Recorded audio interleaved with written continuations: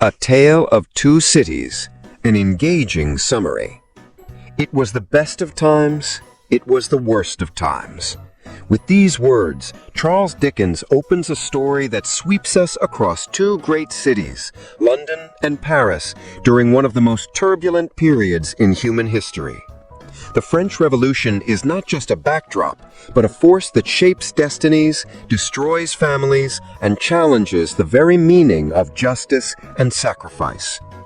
The novel begins in the late 18th century, when England and France were nations standing on the brink of dramatic change. London is painted as a place of relative safety, but one shadowed by corruption and fear. Paris, on the other hand, is a city ready to explode, where hunger, injustice, and the cruelty of the aristocracy fuel the fires of revolution.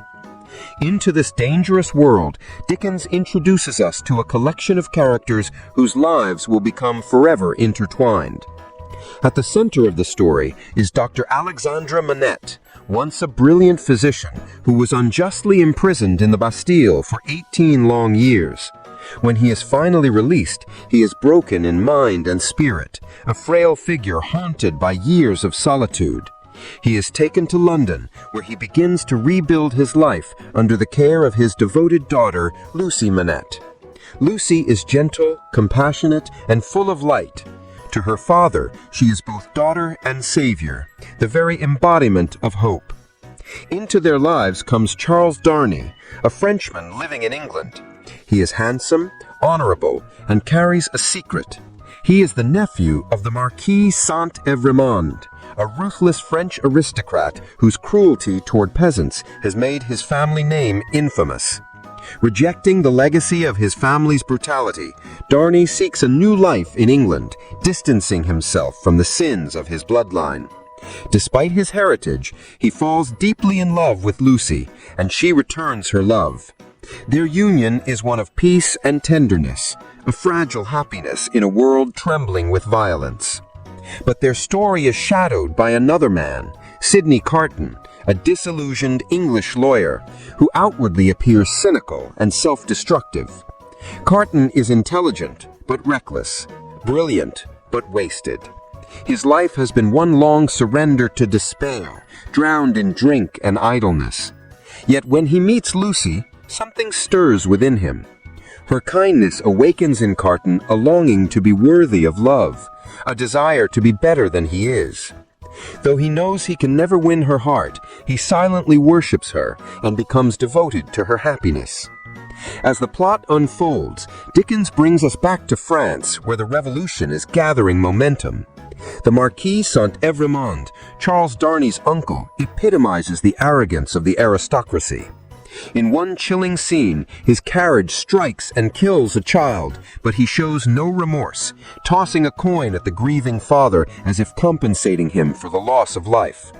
This cold indifference reflects the corruption of the old order, and it foreshadows the violence to come. The Marquis is soon murdered in his bed by an avenger, a sign that justice, brutal and bloody, will soon sweep across the land. As the revolution erupts, Paris is transformed. The Bastille falls, and the cry for liberty, equality, and fraternity turns into a tide of vengeance. Dickens spares no detail in describing the fury of the mob, the blood that flows in the streets, and the sinister knitting women who sit by the guillotine, recording each execution stitch by stitch. Chief among them is Madame Defarge, a figure of relentless hatred. She has suffered greatly under the Evremond family, and now seeks revenge not only on the aristocrats, but on all who are connected to them, including Darnay and his family. Inevitably, Charles Darnay is drawn back to France. Though he has renounced his family's cruelty, he feels compelled to help a former family servant who has been imprisoned during the Revolution. With courage, but also with naivety, he travels to Paris only to be arrested as an emigrant and an Evremond. Despite his innocence, the revolutionaries view him as a symbol of the hated aristocracy, and he is sentenced to death by guillotine. The news devastates Lucie and Dr. Manette. Dr. Manette, who once suffered under the cruelty of the Evremond name, now uses his influence as a former Bastille prisoner to try and save his son-in-law. For a time, it seems his pleas may succeed, but the tide of vengeance is unstoppable. Madame Defarge and her allies press the case for Darnay's execution, determined to see the Evremond bloodline wiped from existence. And it is here that Sydney Carton, once dismissed as a wasted soul, finds his true purpose. Remembering his love for Lucie and his promise to her, "For you and for anyone you love, I would do anything," Carton devises a daring plan. Realizing that he and Darnay bear a striking resemblance, he secretly arranges to take Darnay's place in prison. With quiet resolve, he drugs Darnay and has him smuggled out of France to safety with Lucie, their child, and Dr. Manette. Carton goes to the guillotine in Darnay's stead, embracing death as the ultimate act of redemption. Once a man who believed his life was wasted, Carton transforms into a hero through selfless sacrifice. As he approaches the scaffold, he is calm, even serene. His final thoughts, immortalized in Dickens' closing lines, echo through history. "It is a far, far better thing that I do than I have ever done. It is a far, far better rest that I go to than I have ever known." Through Carton's sacrifice, Dickens delivers one of the most powerful meditations on redemption in literature. Carton's life, once meaningless, becomes meaningful in its final act. His death ensures the survival of Lucie, Darnay, and their family, securing a future built not on vengeance, but on love and renewal. Beyond the personal dramas, A Tale of Two Cities is a sweeping portrait of an era when entire societies were reborn in blood and fire. Dickens contrasts the cruelty of the old aristocracy with the brutality of the revolutionaries, showing that oppression breeds violence, and violence, in turn, breeds more oppression. Yet within this cycle of suffering, he highlights the possibility of resurrection, of individuals and of nations. Dr. Manette is resurrected from his living death in prison.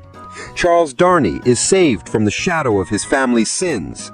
Sydney Carton finds his redemption in self-sacrifice. And even amid the darkness of the French Revolution, Dickens suggests that love, compassion, and sacrifice can light the way forward. The novel ends not with despair, but with hope. Through Carton's vision at the scaffold, we glimpse the future. Lucie and Charles raising their child, who will be named Sydney, in honor of the man who gave everything.